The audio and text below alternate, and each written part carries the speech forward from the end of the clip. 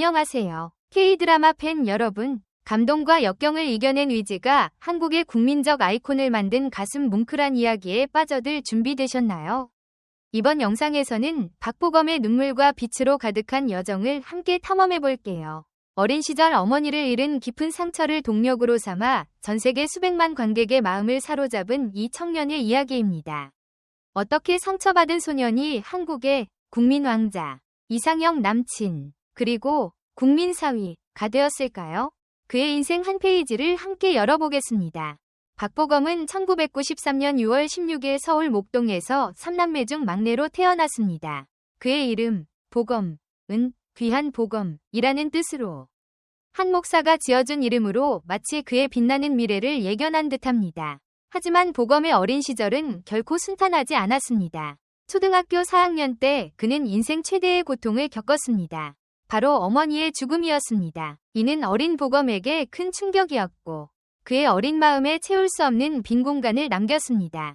어머니의 사망 원인에 대한 구체적인 정보는 많지 않지만 이 상실은 보검과 그의 가족에게 깊은 영향을 미쳤습니다. 드물게 진행된 인터뷰에서 그는 어머니의 부재로 인해 완전한 가족 사진을 갖지 못한 것에 대한 아쉬움을 털어놓은 적이 있습니다.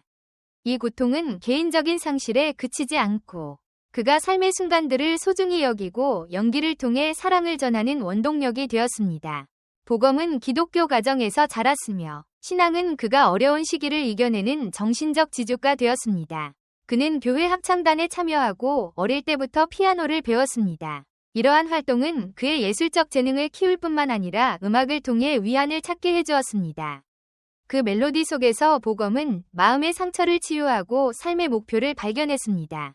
여러분에게 질문. 여러분이 큰 상실을 경험했다면 무엇이 여러분을 이겨내게 했나요? 댓글로 여러분의 이야기를 나눠주세요. 처음에 박보검은 배우가 될 생각이 전혀 없었습니다.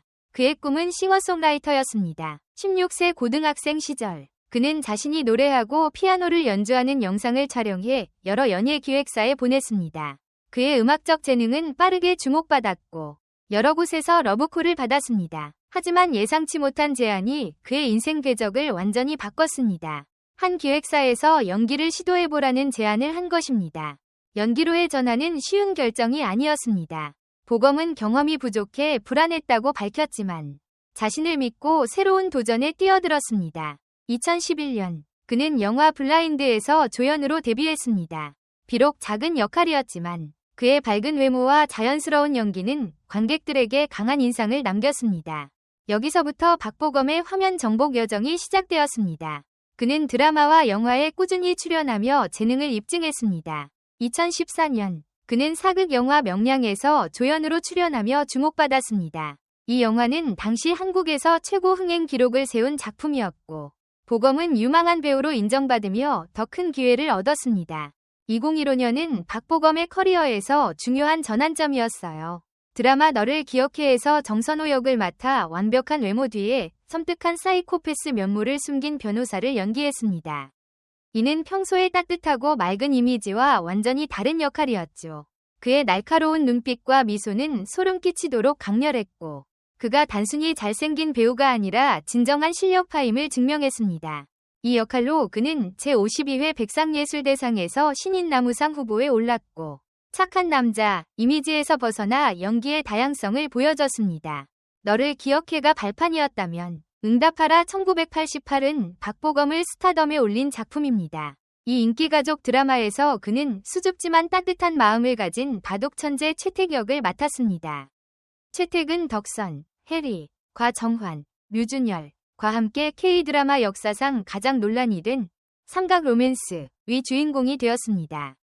보검이 최택에게 부여한 진정성과 감정은 관객의 마음을 사로잡았습니다.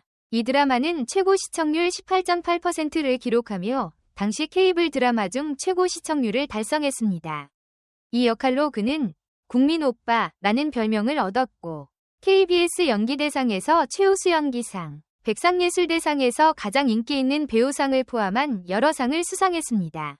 응답하라 1988의 성공 후 박보검은 구름이 그린 달빛에서 첫 주연을 맡았습니다. 이 사극 드라마에서 그는 똑똑하고 강인하면서도 로맨틱한 세자 이영 역을 연기했습니다. 이영과 내시로 위장한 홍나온, 김유정, 의 사랑 이야기는 폭발적인 케미로 관객을 열광시켰고 드라마는 높은 시청률을 기록하며 보검의 한류 스타로서의 입지를 굳혔습니다.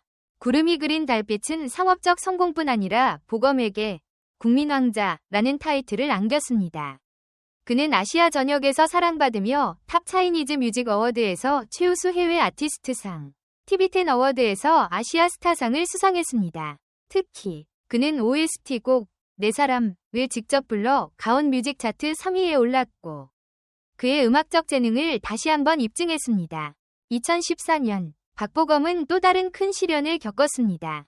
아버지의 빚으로 인해 가정이 재정 위기에 처했고 파산 위협까지 받았습니다. 하지만 그는 이를 강인하게 극복하며 커리어에 집중했습니다. 법원은 결국 그에게 유리한 판결을 내렸고 그는 놀라운 의지로 자신의 길을 이어갔습니다. 응답하라 1988과 구름이 그린 달빛의 성공으로 박보검은 광고계에서도 큰 인기를 끌었습니다. 한국경영연구소는 그의 브랜드 파워를 박보검 효과라 명명했으며 그가 광고한 화장품, 패션, 식품 등 모든 제품이 큰 인기를 끌었습니다. 2016년 그는 갤럽 코리아의 올해의 TV 배우로 선정되었고 포브스 코리아 파워 셀러브리티 1위에 오른 최초의 배우가 되었습니다. 여러분은 박보검 효과에 빠져본 적 있나요? 그가 광고한 제품 중 구매한 것이 있나요? 2018년 명지대학교 뮤지컬학과를 졸업한 후 박보검은 더 성숙한 역할로 도전했습니다. 남자친구 2018에서 그는 낙천적인 젊은 남자 김진혁 역을 맡아 자신보다 나이 많은 여성 송혜교과 사랑에 빠졌습니다. 쿠바에서 촬영된 이 드라마는 높은 시청률을 기록하며 그의 멜로 연기력을 보여줬습니다. 2020년 청춘기록에서는 모델에서 배우가 되기 위해 노력하는 사혜준 역을 맡았습니다. 이 역할은 보검 자신의 여정을 반영한 듯했고 그의 진솔한 연기는 큰 공감을 얻었습니다. 2022년 4월 군 복무를 마친 후 그는 2025년 당신에게 톡하면으로 돌아왔습니다. 제주도를 배경으로 한 이 드라마는 실화를 바탕으로 한 커플의 이야기로 보검은 사회적 편견을 극복하는 양관식 역을 맡았습니다. 이 드라마는 제61회 백상예술대상에서 최우수 드라마상과 최우수 각본상을 수상하며 큰 호평을 받았고 보검과 아이유의 케미는 관객을 사로잡았습니다.